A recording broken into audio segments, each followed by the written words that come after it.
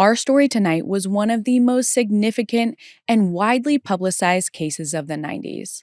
I'm talking about Lyle and Eric Menendez and the murder of their parents, Jose and Kitty. For years, this story seemed pretty straightforward. Driven by greed, the Menendez brothers killed their parents to gain access to the family fortune. But at trial, we heard a different story. The brothers claimed the murders were actually in self defense and that they were finally fighting back after years of horrifying emotional, physical, and sexual abuse. And while there were multiple witnesses who supported these claims, the jury found Eric and Lyle guilty, and they were sentenced to life in prison without the possibility of parole. But their luck may be changing. Thanks to a recent update in court, their sentence has changed and they may be able to walk out of prison soon. But before we get into all of the updates, let's start back at the beginning with the two victims, Jose and Kitty Menendez. Jose was born in Cuba to a wealthy family. When his family fled to the US in 1960, the 16-year-old's family had to leave everything behind. But Jose was determined to regain that comfortable lifestyle he had lost. He worked hard and got accepted into Southern Illinois University, where he met his future wife, Mary Louise Anderson, who went by Kitty. They got married in 1963 when Jose was 19 and Kitty was 22. From there, they moved to New York, where Jose got an accounting degree and began his climb up the corporate ladder.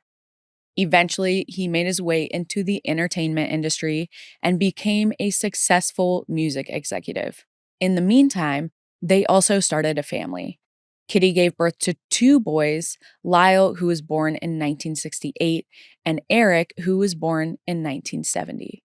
Jose and Kitty had worked hard to give their sons an incredible life, but with all the wealth and privilege came a lot of expectations. Jose controlled every facet of his boys' lives: who they saw, what they ate, and what they did with nearly every minute of their day. Each morning at breakfast, he quizzed the boys about current events and made them recite a saying. Part of it goes like this: "Today, I will be the master of my emotions. If I feel depressed, I will sing. If I feel sad, I will laugh. If I feel ill, I will double my labor. If I feel poverty, I will think of wealth to come." And that wasn't the only message Jose Menendez drilled into his boys. There was also the family motto: lie, cheat, steal, but win. And it became clear that Lyle and Eric really took that one to heart, because in 1998, after the family moved to a wealthy suburb in LA called Calabasas for a job Jose landed at a video distribution company, Lyle, who was 20 at the time, and Eric, who was 17, committed multiple burglaries in their neighborhood. Despite pulling some strings to keep the boys out of serious legal trouble, the Menendez family was no longer welcome in Calabasas, so they ended up moving to Beverly Hills.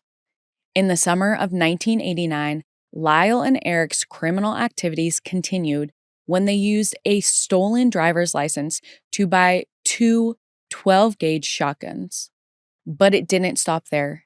On the night of August 20th, 1989, the brothers entered the den of their family home while Jose and Kitty were watching a movie and shot their parents over a dozen times.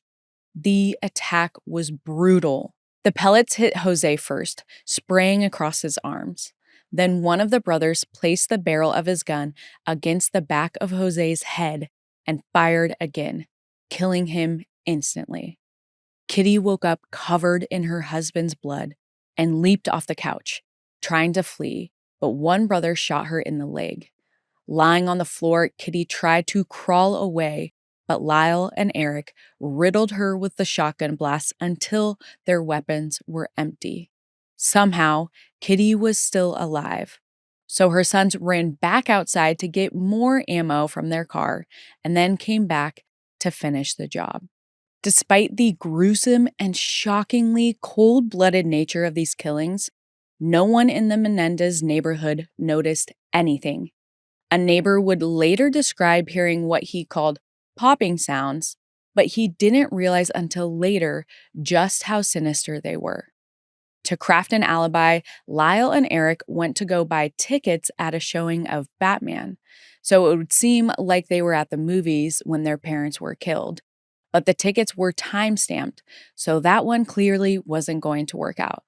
Instead, they head to the Taste of LA festival in hopes that they would be recognized and seen. When Lyle and Eric returned home that night, their parents' bodies still hadn't been discovered. So at 11:47 p.m., they called 911 themselves. When police arrived, neighbors heard a horrible scream. And as they peeked out of their homes, they saw 18-year-old Eric curled up and sobbing on the lawn. The brothers weren't originally treated as suspects. They told investigators they believed the killings were business related because Jose worked for a video distribution company that had ties to the mafia. So it was a plausible theory. The cops investigated this angle, but before long, something else caught their attention.